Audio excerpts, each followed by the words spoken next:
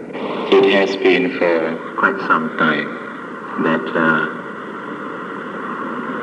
I have been remaining silent for quite some time. I think 7 months have passed since I left here early this year. And this year I spent about 3-4 months somewhere in an isolated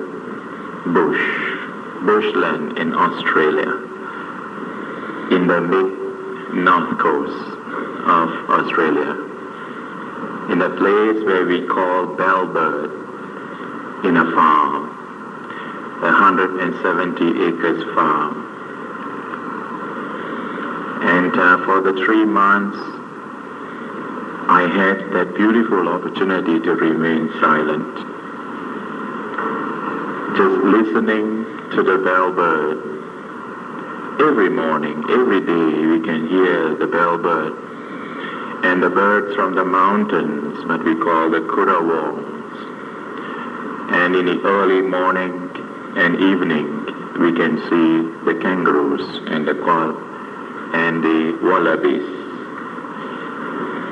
Because we chose that place with Prajahn and his disciple, because we thought that was a suitable place for the forest monks to dwell. There were 7 of us, 7 monks, 2 novices, and I think 7 or 8 lay practitioners, upasakas, and altogether about 15 of us, the regular community. But during the weekends and from time to time, in the beginning there was one who came from Sweden, a Thai from Sweden, and also there were quite a few groups coming from Thailand and the United States. And towards the end of our rains retreat, a group came from Malaysia and Singapore. And I think some of you might have heard stories. So, the 3 months, I think this evening I shall begin just to share with you a little bit of the experience that I have had, thanks to the opportunity, the permission, with the blessings of our Venerable Teacher, and also through the support and cooperation.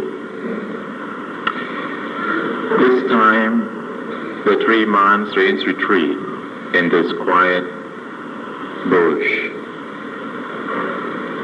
opened my eyes to the value of nature, to commune with nature. The importance of having trees,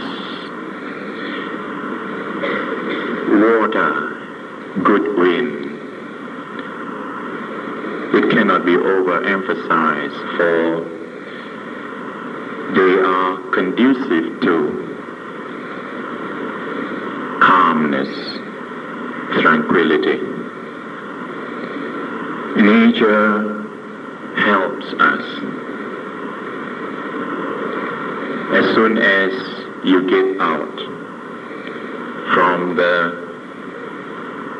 rat race in the city and you reach the place in the forest, in the open space, and you get a good air, good water, soon you will notice the difference. And of course, those who come from city will take a little while to adjust themselves, where there is no electricity, where there is no town water supply, just depending on the rainwater and the water from the stream, and the lights we get it from candlelight. Primitive conditions, but they serve. What is important is that it gives us the opportunity to endure, to practice endurance. And we live in caravans, in simple caravans and tents. We have to endure a temperature ranging from -3 in the caravan. That was recorded at about 7:30 in the morning. It is perhaps much colder in the early morning. And in the daytime it goes up to 33 or a little more, recorded at about 2-3 o'clock. So it really gave me the opportunity to realize that vast difference, range, temperature range, and just observe the heat of the body and the heat outside. And but we all survived. Survived with one meal.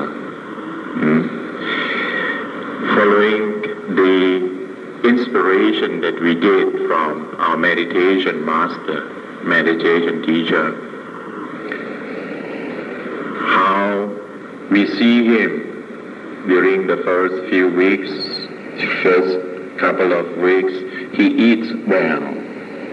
Of course, he began the retreat with 3 days fasting.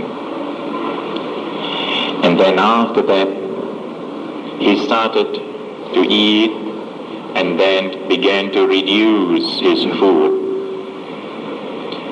Reduce from, he stopped taking cooked food, rice and cooked food, and started to live on fruits, nuts, and some milk.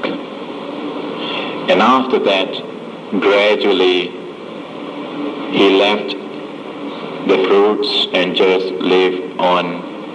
he left the nuts and lived on fruits and juice and milk. And then gave up the fruits and just left on a diet of juice and milk. Gave up the milk, just take the juice. Gave up the juice to take water, the sky juice, and then gave up all. And I thought it would be, I tried. And now I am convinced that we can live without eating too much. And so I did not follow all the way, but I stopped eating rice, cooked food, for about nearly 2 months, 2.5 months, and just lived on fruits and nuts. But I kept on that. It was certain time that I left on simpler diet on fruits. And I found the body to be light. The body was light and good. And I realized how we can endure outside with the mind. When we develop our mindfulness and concentration, we will be able to develop endurance we endure climatic conditions and also able to endure other kinds of conditions, because although we live quite by ourselves in our one caravan, but we are living in a community, and people are coming and going during the weekends, and some people come to stay with us for a couple of weeks and longer. This gives us the opportunity to put to test the culture, mental culture. This retreat that we have is not the kind of like the retreat that many of you might have you have heard about, going for a retreat where you have very strict timetable, routine of sitting, walking, sitting, walking, sitting, walking. No. We go on, we do our day-to-day activities as normally, right? We do our chanting, our daily routine. And sometimes in the morning we do ourselves if it is too cold. And then in the day, the monks go out and they do their daily activities too. But maintaining the calm, fulfilling each their own duties and responsibilities. And we see how the mind, the power of the mind, the potential of the mind. Meditation, as our teacher points out, is not merely the sitting, not merely the routine that you have sitting in the morning or evening or certain period. It does not stop there. It only begins there. It is after this intensive period of mindfulness, of developing mindfulness and awareness, then we come up to confront with whatever happenings during the day. As soon as we open our eyes and begin to associate with the other brother monks, the other practitioners, we see different people have different ways, different style, different views about things. And we can observe, when our mind is calm, we can see our own state of mind, how the state of mind becomes disturbed, especially when we see something which we do not like. We think certain thing has to be done in certain way. But sometimes we think that we should practice in this way, that we are in retreat and we must practice in this way. But another monk thinks another way, because he has had different experience. No? So, if we look outside, and if we try to find faults of others, then our minds become more disturbed, more agitated. So we learn the first lesson of purifying the mind. The lesson of looking inside us. Not outside, but looking in. And we soon begin to realize, in order to purify our mind, we have to let go. Let go of our views. Let go of our preconceived ideas. Something which we think, because of our past experience, what we have learned, how we have been conditioned, then we come to a situation, and when we live with other people, and especially people from other nationalities, other countries, we think that, as Buddhist devotees, they must be like this, like this, like this. But they are exposed to different culture, different traditions. So they do things in their way. And sometimes we get upset. And when we get upset,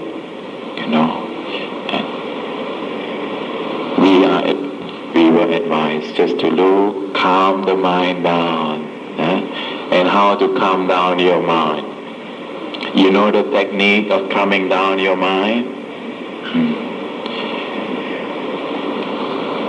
Just breathe in and breathe out. Breathe in, breathe out, and watch your breath. Be mindful of your breath. And if you get a bit agitated, and breathe a little bit longer. Take a few long breaths and just observe the breath come and go. It is a great help to calming the mind. When the mind is calm, naturally, good thoughts begin to arise in the mind. And especially when we are placed in a situation in the wild, in a wildlife refuge, we have to encounter some unpleasant biting insects.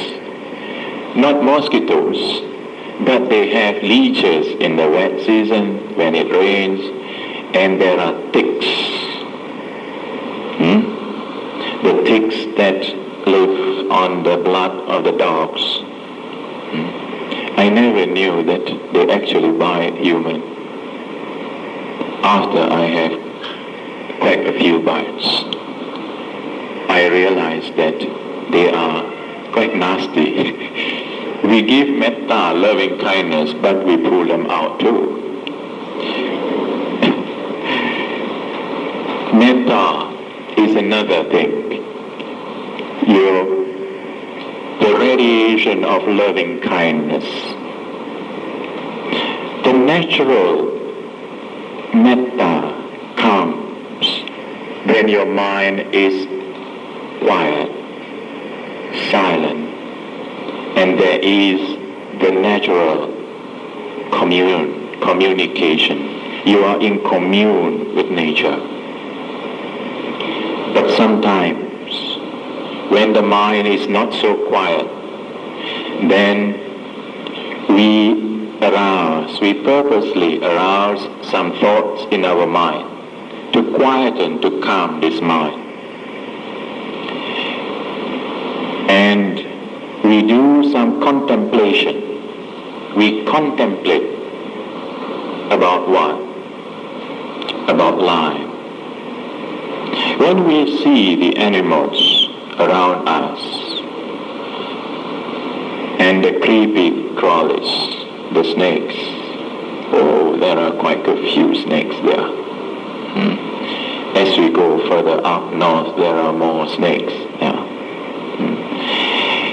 And the kangaroos, the wallabies don't disturb us. They come out at night. But sometimes the monks, they also walk in the night to be with more lively creatures. That is the nightlife we have there, with the kangaroos and the wallabies, watching them watch the race. And we see how sometimes fear arises. If we are not used to it, fear can arise in the quietness of the night, and some sounds that we are not used to listening. So fear arises in the mind. Then the way that we can overcome our fear is by arousing some thoughts, the thoughts of loving kindness. We think that all beings in this world, all animals, all creatures, including the ticks, those that are born in this world, they all will grow old. They are subject to decay. Their bodies are subject to decay and age. They all are subject to sickness, and they all will die one day. This is what we have in common with all beings, with all humankind, with all creatures, all sentient beings, all beings that are born in this world. If we can contemplate on this again and again, it will help us in many ways. It will make the mind more mature and begin to see the realities of life. Firstly, it helps us to live with others, breaking the barrier, skin barrier of caste, class, creed. We all have in what common. We are born in this world. We will grow old. We are growing old every moment. Some sicknesses have appeared, some have yet to appear. And then we have to face them. So when we contemplate this again and again, then the natural metta or loving kindness comes. The attitude of friendliness, of live and let live comes. And we see the birds are hungry, we share our food with them, and more come like that. We feed them, they come more. And other thing we see also, as the climatic conditions become more harsh, we can feel the changes that takes place within our body. The skin begin to dry out and wrinkles begin to appear. And as we fast, as we reduce the intake of food, we also begin to notice certain changes within this body, and some pain appear here and there. It is when some pain appears, then we need some wisdom to say, to go back to the middle path. As soon as the body is in distress, then we come back, we give some food, we give more food to the body, more drink, more food. So I see how people fast, not in a very rigid, but more with balanced mind. Because when we sit, when we calm down our minds, and when the mind is calm, the mind gets the joyful feeling. That kind of feeling that you get when your mind is absorbed. Like when you read a book a thriller, and your mind is absorbed with what you are reading, you totally forget about time. You forget about your dinner. You forget about your meals. That is the kind of feeling that when you develop your concentration, you get that kind of feeling. And when that kind of feeling arises, then naturally, you let go of more food, little by little, until you can maintain that one mind. And your food becomes not the gross food, but a more refined, more subtle kind of food. You rejoice when some thoughts arises what you have done in the past. Because when you sit in the quietness, in the calmness of your sitting, you can observe silence, but the mind still continue to talk to you. Who talks? Whose voice is this? If we do not have that mindfulness, we think it is from outside to speak to us. But if we look again, then we will see from what we have seen, from what we have heard, what we have smelled, what we have eaten, and what we have thought again and again. These things condition our mind, and they come up again and again. And that is why the Buddha advised us,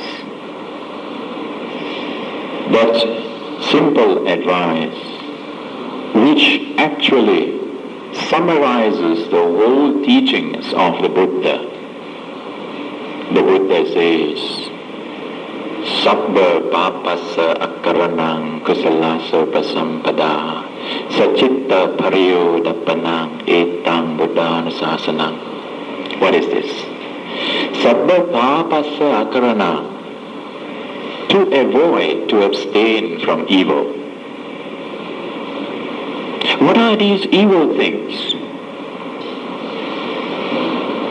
We use the word evil. In the Buddhist terminology, we use the word akusala, papas, or akusala. They are evil, they are unwholesome, they are wrong, they are immoral, in the sense that such action gives rise to unrest, gives rise to more suffering, gives rise to sorrow, leads to lamentation and despair, conditions remorse. That is how we define an immoral action, an unwholesome action, an unskillful action. Any action which conditions stress in our mind, which later conditions the body. Any actions that conditions, that gives rise to stress in our mind, then that action is not skillful. Actions that brings harm to oneself and harms others, that is what we call unskillful, immoral, wrong actions. So, how do we know? How can we know that action is wholesome or unwholesome? We learn from the scriptures. We learn from the texts. Killing, stealing, sexual misconduct, lying, and so on. These are actions which are unwholesome, unskillful, immoral, avoid them. The real test of this is when we break these precepts, when we break these laws, then we begin to feel the mind begins to get upset, disturbed, unrest. And that is why the first step the Buddha advised for the practitioners to try to abstain from all evil, unskillful actions. On the other hand, to develop the good, to do the good, kusalasa upasampada, cultivate, develop the good. What are these good actions?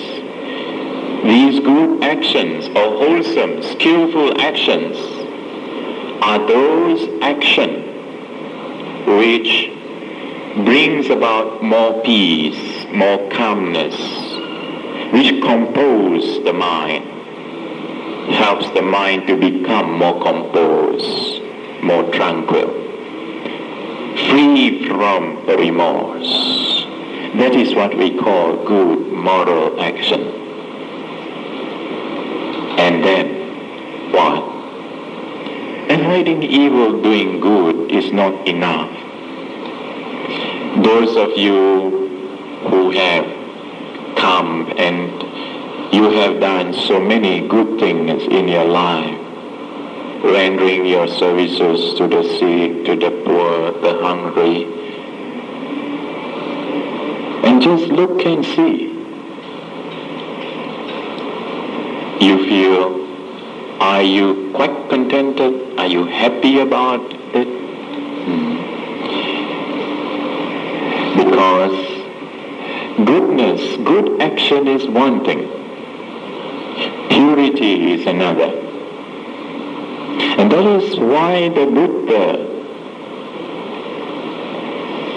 says the next step is, in order to free our minds from all attachments, in order to free our minds from suffering, in order to attain our final liberation, the Buddha says, Sachitta Pariyo Dapana, to purify not only the mind, but purify one's own mind. Each one, purify your own mind. Don't try to purify the minds of others. This is exactly what many people find. They try to teach, they try to point out the faults of others. Parents try to tell the children, you must do like this, you must do like that, you must not do this. And when they do something, they get upset, they get angry. Are they purifying their minds? So, in order to purify the mind, we have even to let go that concept of good and evil. And just see it.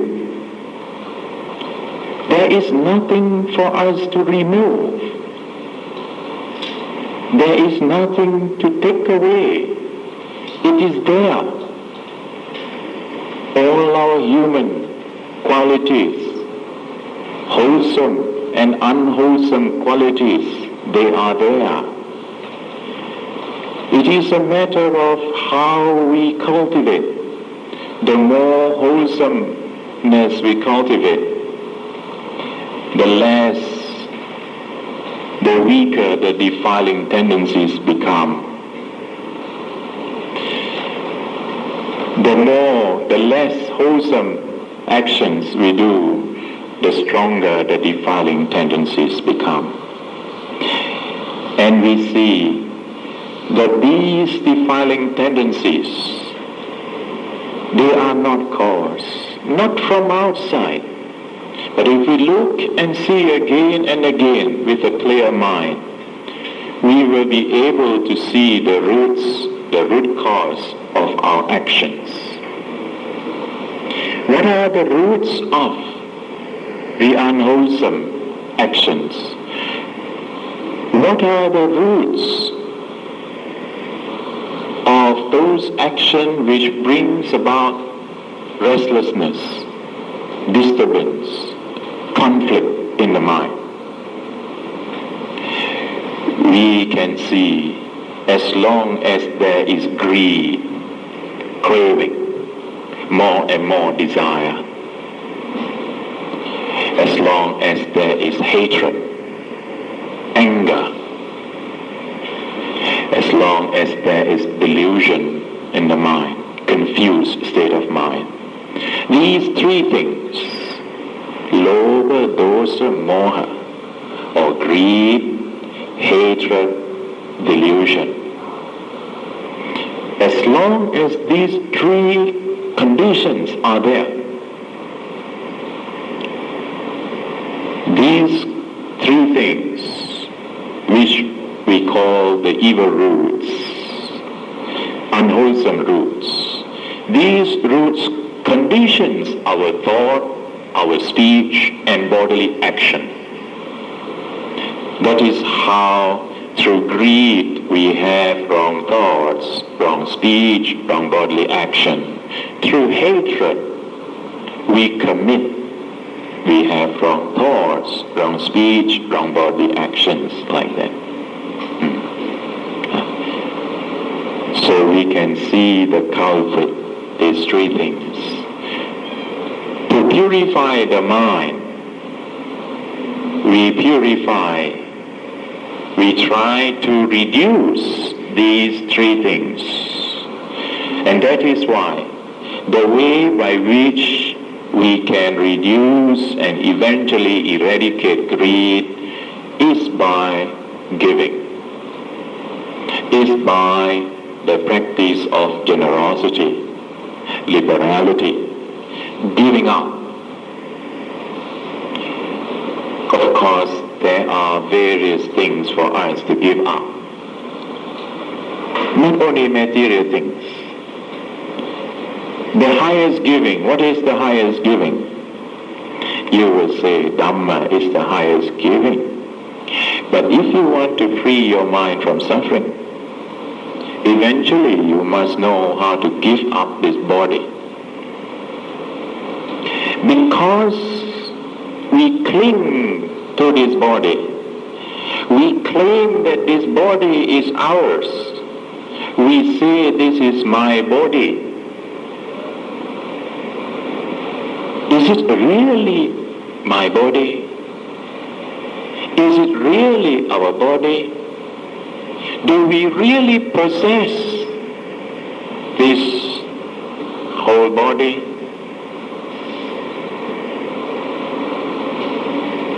What happens to this body?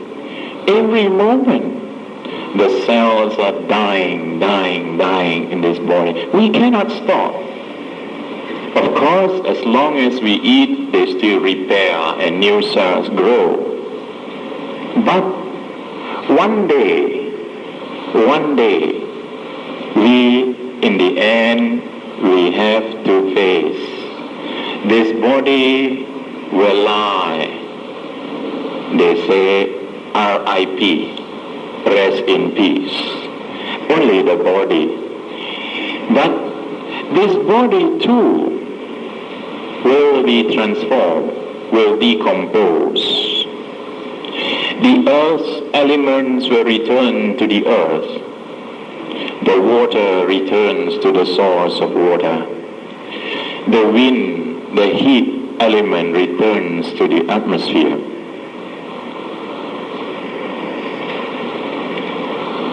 Then, how come we claim this body to be ours? If it is ours, we must be able to keep it indefinitely. we are claiming something that is not really ours. We have to give up. Nature, we can use the word. These elements are from nature.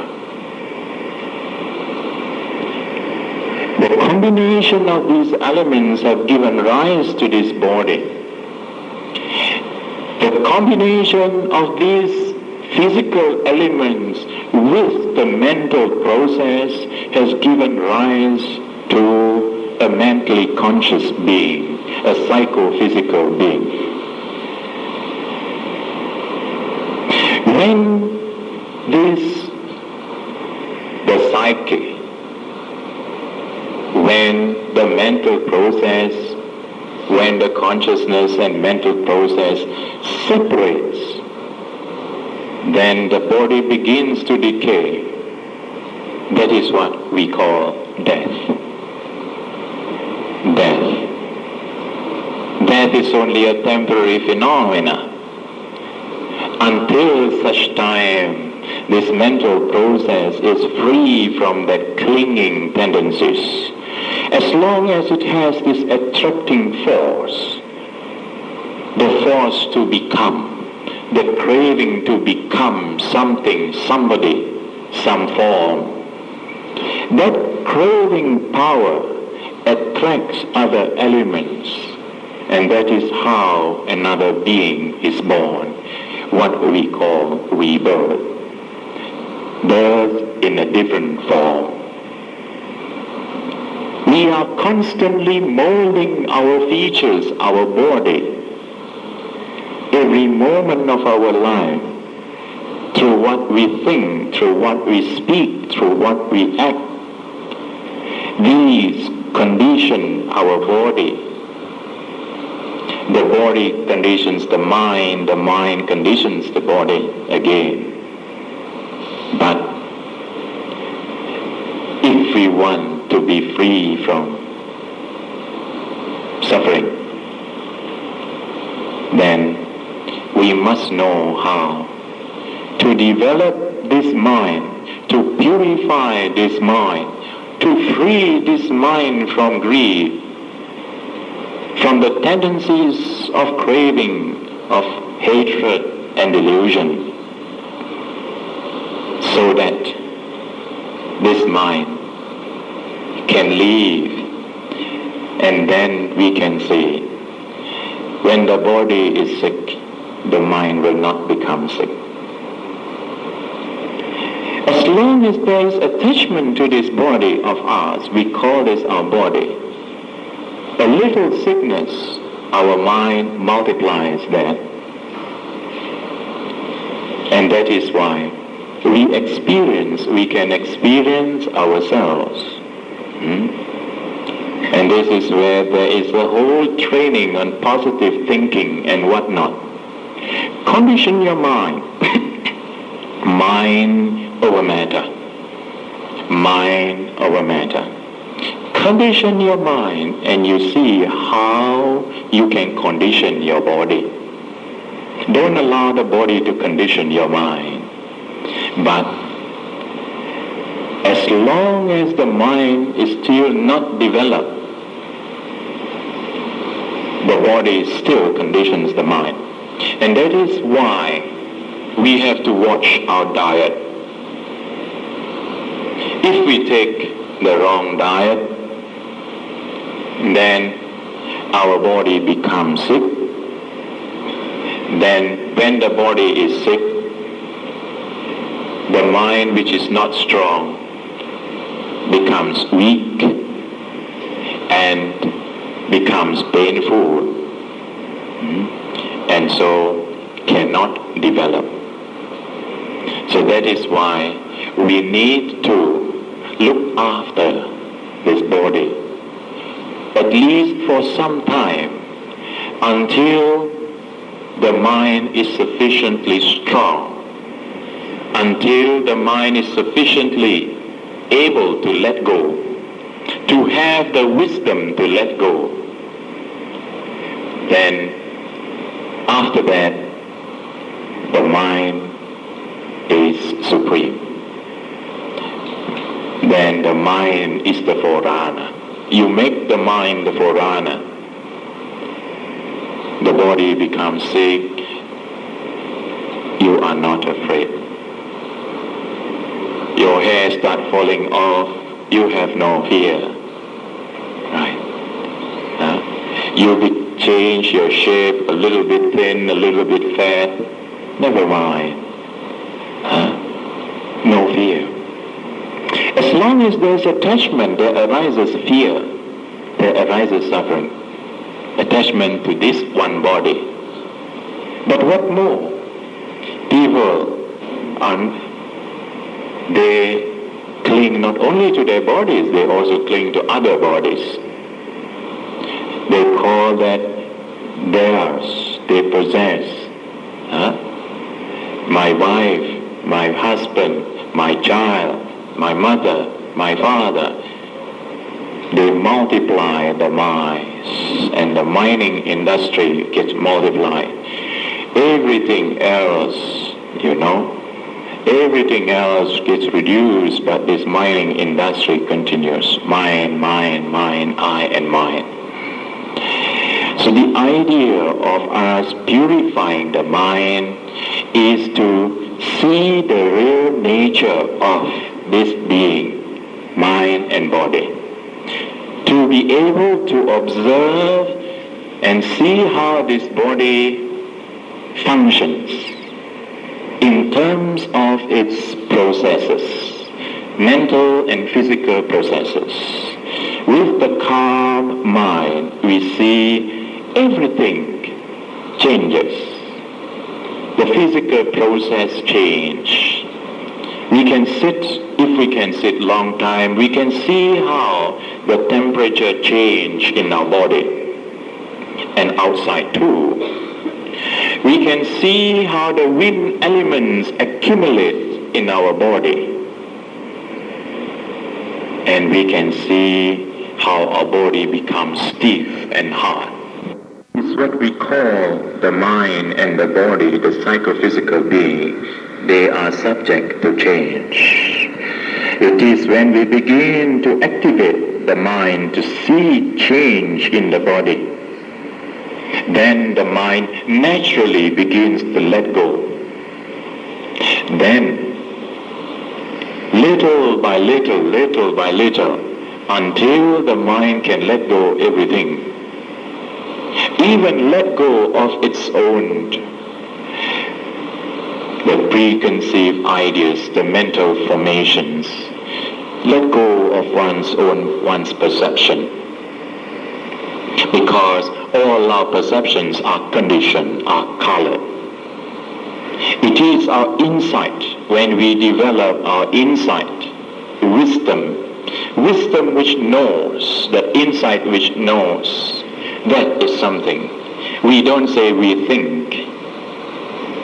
When we say we think, we are conditioned, our thoughts are conditioned by what we learn, by what we read, by what we have heard. But we have to ask ourselves, do we really see, do we really know? And this comes through our own experience. When we say we think, we are conditioned, our thoughts are conditioned by what we learn, by what we read, by what we have heard. But we have to ask ourselves, do we really see, do we really know? And this comes through our own experience. It is through experience that we say, this we see, we realize, we know. And that comes in the quietness of the mind. Wisdom arises in the calm, the cool mind. When there is calmness, tranquility, then thoughts that in insight can arise in our mind. Insight is not thoughts. We have to think, but we have also to know how to let go of our thoughts.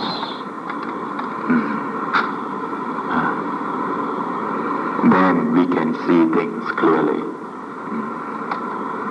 So this is the whole process of what we call mental purification. And it is when we are able to let go of this body, if the mind can let go of this body, then the body which is born, which is subject to old age, decay, sickness and death, since the mind is not attached, that mind is free. Beautiful. It is possible. It is possible to free the mind. And how to practice this, the Buddha has pointed out that in the Mahasatipatthana Sutta, the Buddha says, Ekaya no ayam bhikkve makko satthanam visuddhiya soka parideva samatikkamaya dukkha domanasanam attangamaya nyayasa adikkamaya nibbanasa sachikriyaya yadidam chattaro satipatthana. Please remember this. Bear this in your mind. Buddha says that through his own experience, through his own enlightened mind, what he realized for himself, he says that this is the only way how to purify the mind. This is the only way by which we'll be able to overcome sorrow and lamentation, mental and physical stress and suffering, be able to attain to knowledge and insight, and be able to free the mind and live in total blissful contentment. What is this way? Then the Buddha says, Chattaro Satipatthana. Through the four foundations of mindfulness. Mindfulness on the body, mindfulness on feelings, mindfulness on the mind, on your state of mind, and mindfulness on your mental content or mental objects. These four things, if we can develop again and again.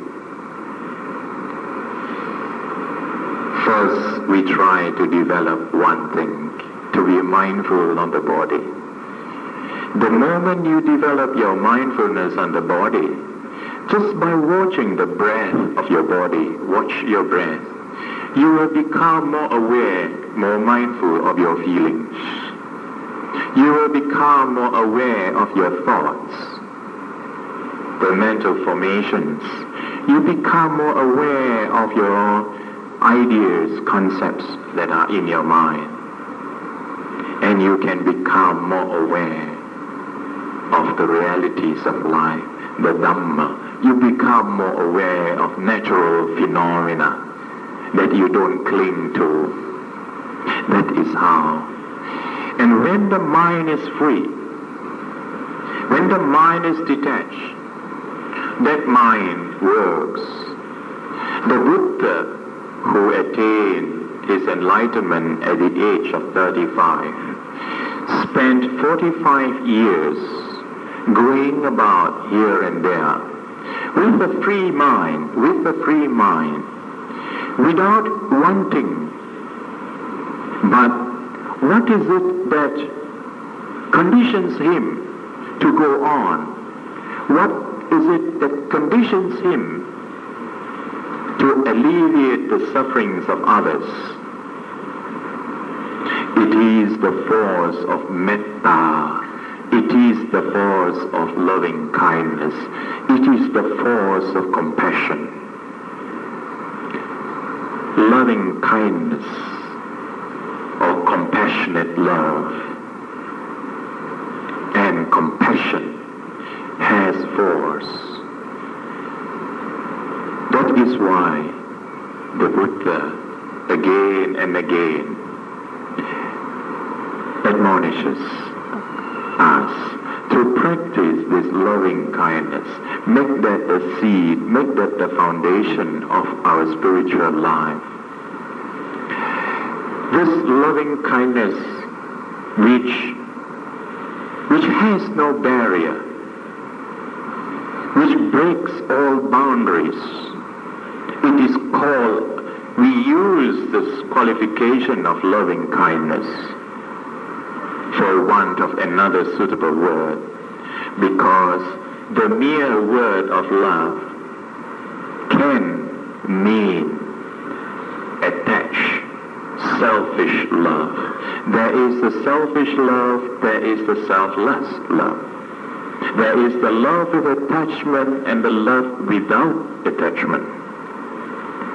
There is the love which is confined to boundaries, to my family, my relatives, my friends, my caste, my clan,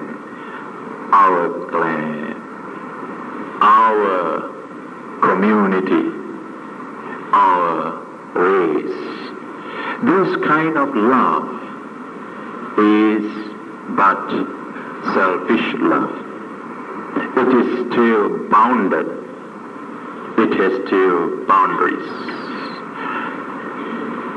The metta which the Buddha speaks about is that sublime love which transcends caste, which transcends race, transcends all the barriers, which breaks all boundaries, all barriers. It is the unbounded love. It is the pure feeling. It is the wish. It is the feeling, the wish for all to be well and happy. The wish for happiness, for the well-being and happiness of others, that is metta. And it is compared to a mother who has the natural tendency to care, to love, to care her only child at the risk of her own life. That kind of feeling which is extended to friends and foe, to those who are friendly to us or hostile to us, if we can give this kind of love. This is the love, what we call Maitri in Sanskrit and Metta in Pali. When we have this kind of love, then when we see others, we wish others happy, but we see they are not happy. Some are suffering. Some are more fortunate than others. We see others suffering. When we see others suffering, naturally the mind conditions another thought to arise and have the wish that may he be free from suffering.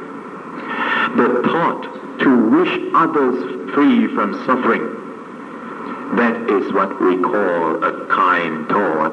That is what we call compassion, kindness. How love conditions compassion to arise. Where there is compassion, compassion motivates us, compassion drives us to do, to help others, to serve others. Out of compassion, we do. When we do things out of compassion, then others respond. When they are well, when they are free from the sickness, they are happy. When they are happy, we become happy too. That is what we call sympathetic joy or mudita, sympathetic or altruistic joy.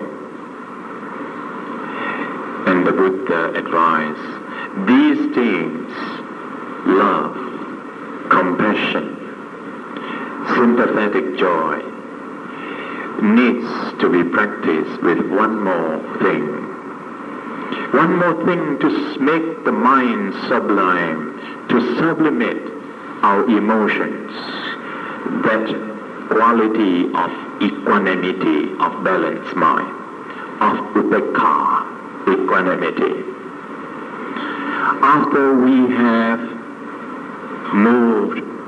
once moved by love and compassion, by compassionate love, and still we see others suffering, we have done our part, then we should not get upset.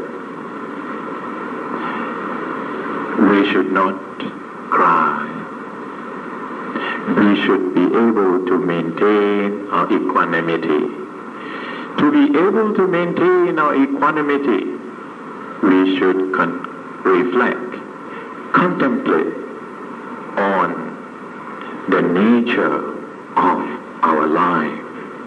What is it that has given us this life? What is it that has made us so different? What is it that distinguishes one individual from others? We say it is one's own action, through one's thoughts, one's speech and bodily action. When we perform an action with intention, we generate certain kind of energy which we call the karmic energy, the karmic force. We inherit our karma. Karma is our real inheritance. What else can we call our inheritance? The things that we possess, this body, the clothing, your house, your cars, and all other material things. Are they your real inheritance? Do you take away with you in the end, when you die? You have to leave them. What is it that you take on with you? This is what we say. You take on with you the goodness, the wholesome and the unwholesome actions. Because this wholesome and unwholesome action bears the wholesome and unwholesome results. And that is how we explain how we are born in this world. How we are born in a certain family, in a certain country, in a certain time. How some are born rich, in a rich family, some are born without the basic necessities of life. It is due to one's action. So when we contemplate this, we can maintain our equanimity, our balance, and we can also see the worldly conditions by contemplating the worldly conditions, that as long as we live in this world, we are subject to these worldly conditions. Where there is profit, there is loss.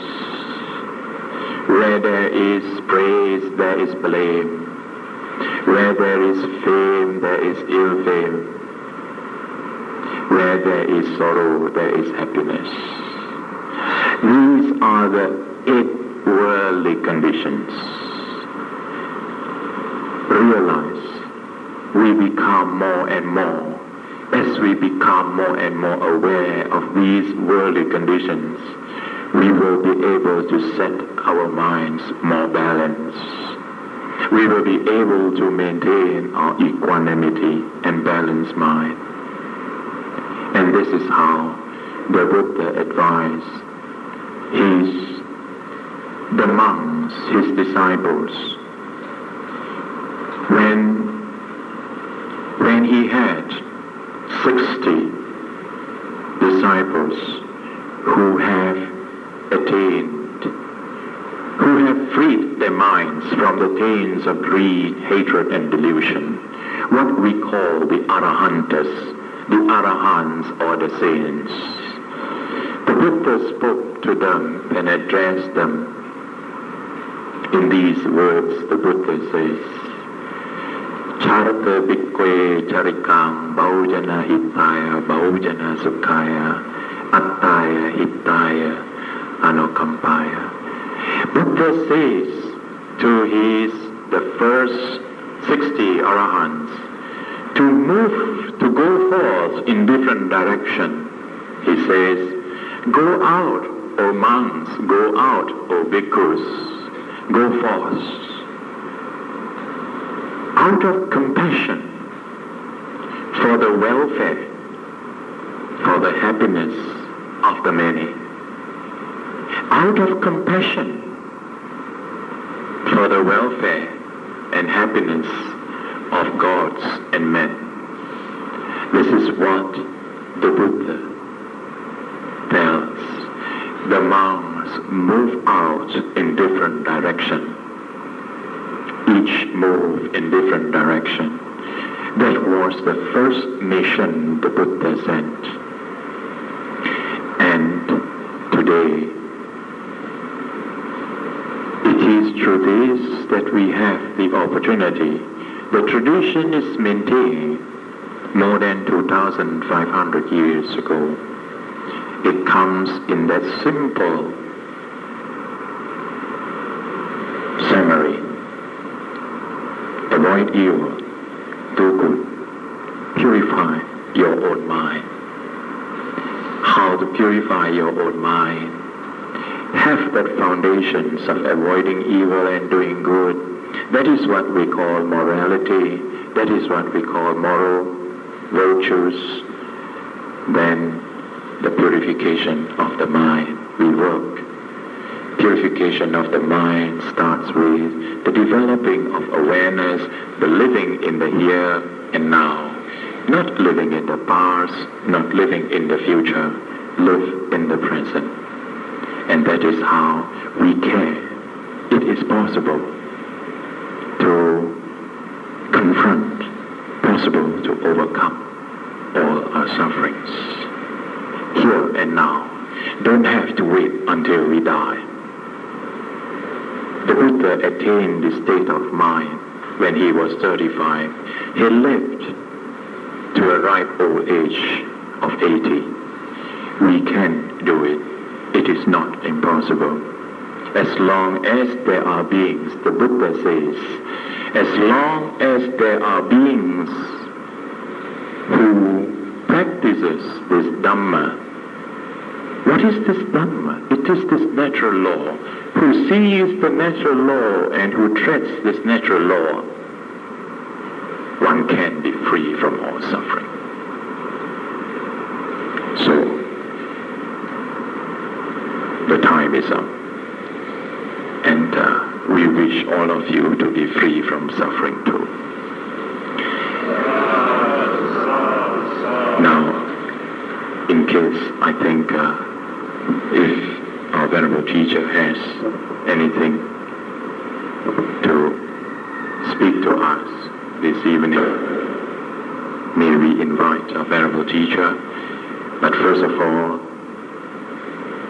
may we introduce to you one Venerable monk who have come from Sri Lanka. He is very well known in Sri Lanka in the Radio Broadcasting Corporation, and he gives sermons through the radio and television, and the people in Sri Lanka knows him very well. And he is the Venerable Dhammavasa Nagatera, and then there is one young novice who was ordained last week. And tomorrow our program is at 4 o'clock. If you like to witness the shaving ceremony, you are welcome to come at 4 o'clock. You will be seeing how many people, about a little bit more than 30, shaving their heads.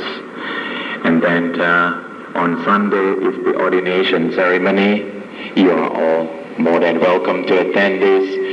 And then for 2 weeks we will have a novitiate program that about 50 people or so, novices, male and the female observing precepts, the 10 precepts, will undergo an intensive period of training to understand themselves first.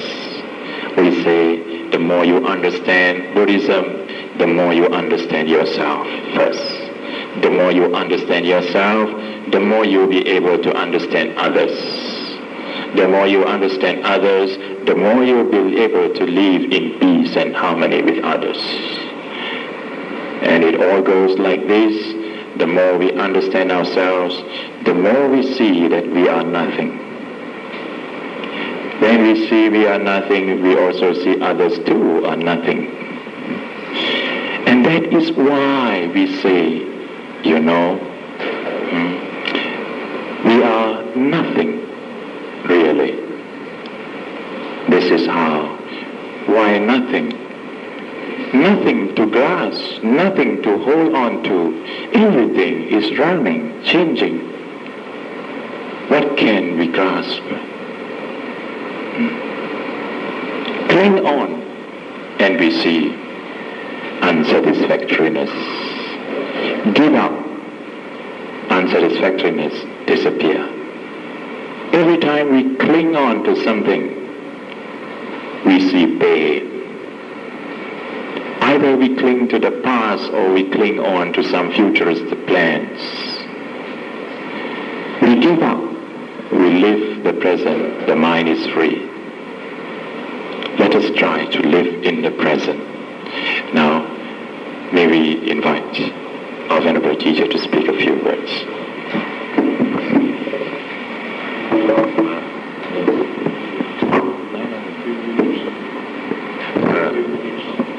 Question? Yes, Naga Amaru has, he gives you some time for question. Let's have the discussion. Discussion is open now. You can ask. But remember, if you have no trouble, don't trouble yourself. Any questions, please? Our friends from Sweden. And if from what you have heard, from what you have seen, if you have something that you wish to clarify, please. I have been to Sweden on 2 occasions, and I was staying, I think I stayed for nearly a week or so in Malmö. Anybody from Malmö? No. I crossed from Copenhagen to Malmö, and then to Norway, and then from Norway to Stockholm, and then spend a little time there and come back to Malmö. There are a few Buddhist groups there in Malmö, and in Stockholm too, and near. Yes. You have any questions? Yes. Yes.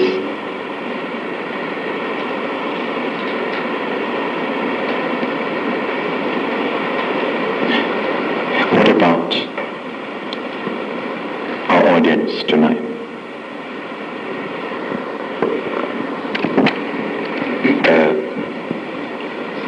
I've just been given this something to announce when one of our supporters or devotees have request us to make this announcement. He says that Mr. Yap Chin Kui have just completed his coronary bypass operation at the Subang Medical Center. His condition apparently has not stabilized as yet. Could you all address to Bhante, but we address to you all too, please conduct a puja to expedite his recovery tonight. Can you do that? Let us join together. If you can, let us join together for a few moments. Does not matter the person, whether you know who or not. And we shall round up the session. Do you have any questions? No questions. Okay. Officially we close, but if we can just conclude the session with a few moments of sitting. Is that all right? And just to meditate for a little while and radiate our thoughts of loving kindness. Let us spend a few moments to calm down our minds. First by taking a relaxed posture, keeping your body upright.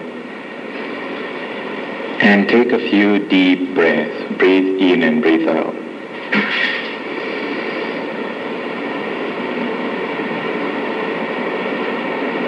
As you breathe in and out, free your mind from whatever thoughts,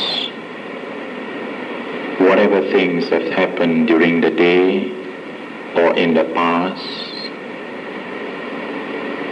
or whatever plans you have for the rest of the day, for the future. Just free your mind from these thoughts and bring your attention to the present.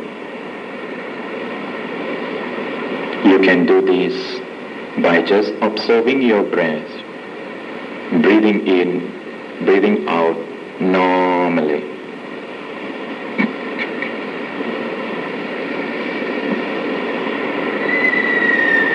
Just breathe in and breathe out normally.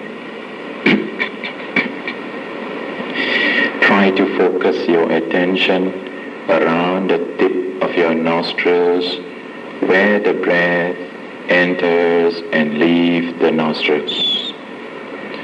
Those of you who have learned to watch the breath to the rising and falling of your abdomen, you can watch the rising and falling of your abdomen too.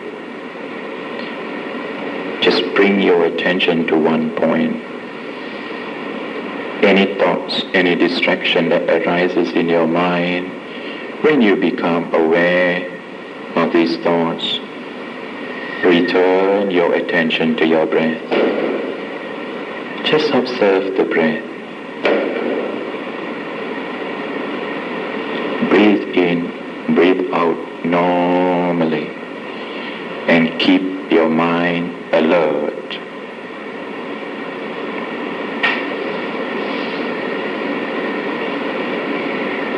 Breathing in, you are mindful the breath is coming in. Breathing out, you are aware of the breath. Breathing out. You are also aware of the nature of the breath. Sometimes fast, sometimes slow, sometimes long, sometimes short. Whatever nature of the breath, just see it.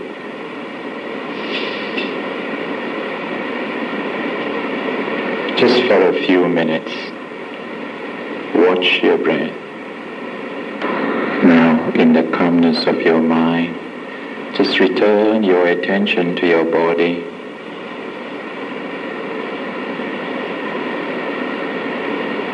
Feel in your body, from your top of your head right down to the tip of your toes.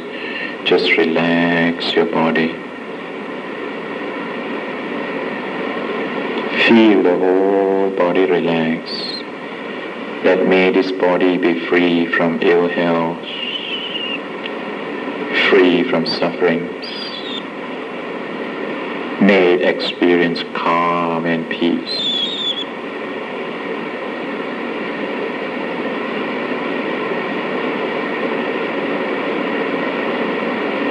Feel a sense of well-being and happiness within us.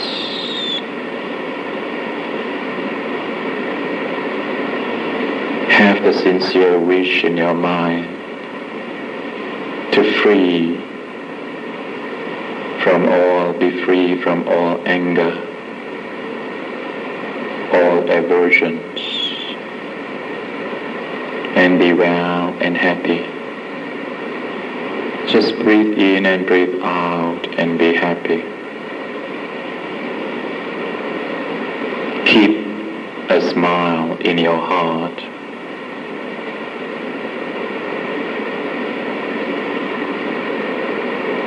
Just as you wish to be well and happy,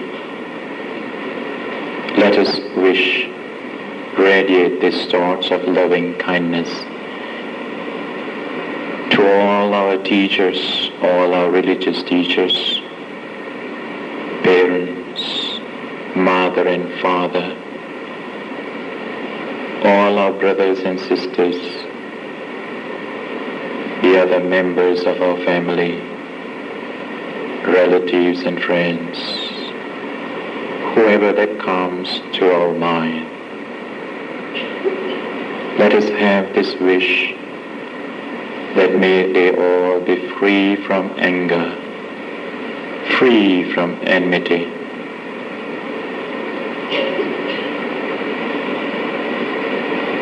May they be free from ill health,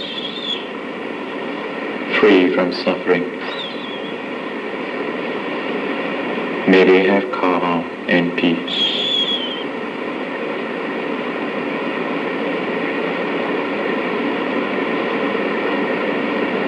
Now spend a few moments breathing in, breathing out normally.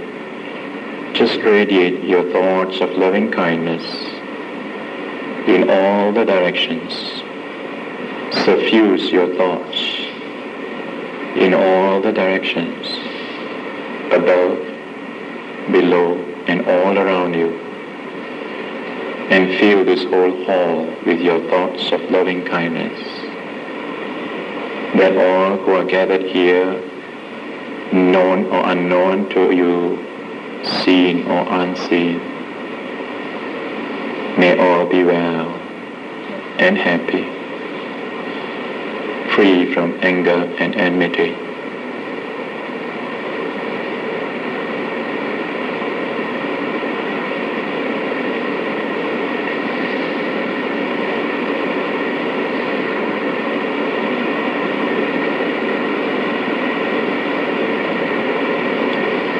Beyond the confines of this hall to all the surrounding areas, all the neighborhood, and to as far as your mental vibrations can reach, that may all beings, known or unknown to us, seen or unseen,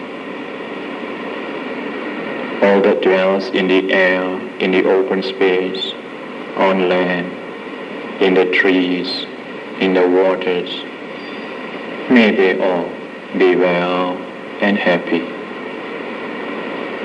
May they be free from anger and enmity, free from harm and dangers.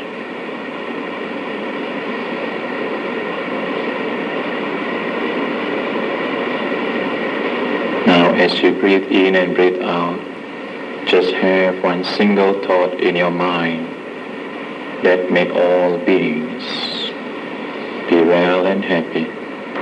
Now let us spend a few moments to radiate our thoughts of loving kindness to Mr. Yap Chin Kui, known or unknown to you,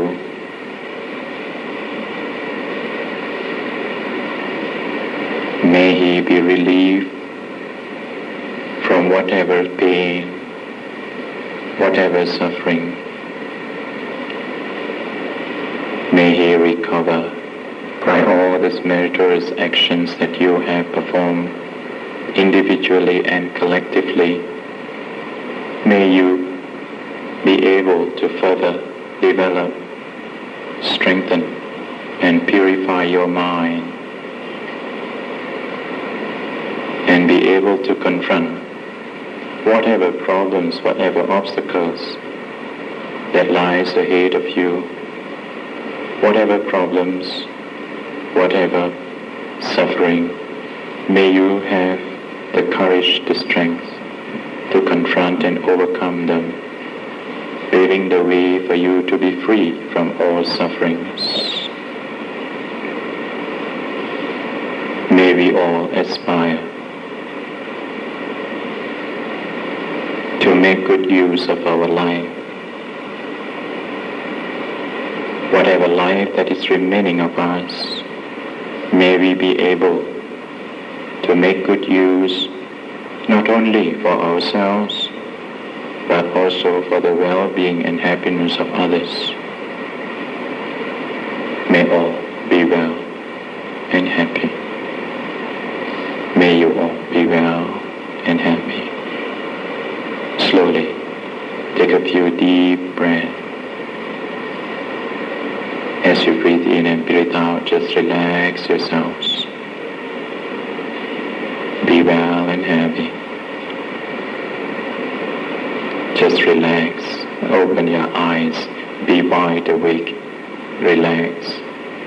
Maintain the calmness. Maintain the peace within you. Try to develop.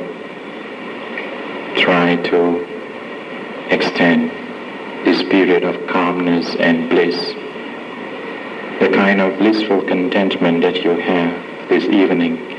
Try to make it happen always, little by little, more and more.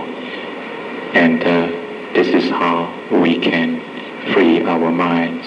We can keep our mind in present always. And so I think with this, we thank all of you for your participation, and our friends, thank you very much for your participation.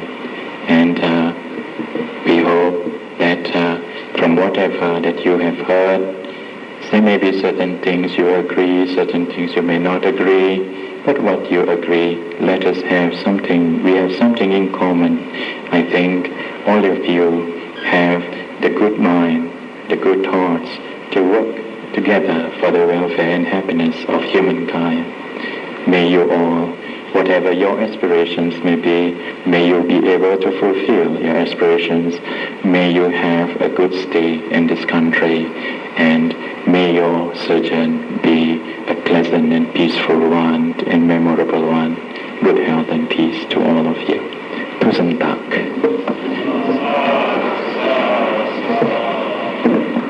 Let us spend a few moments to dedicate all the goodness that we have done individually and collectively for the well-being and happiness of all beings. Let us have this dedication, sharing of merits to all the devas, all the gods and deities, wherever they may be, known or unknown to us. May they all be well and happy. May they rejoice in these merits by reciting this verse of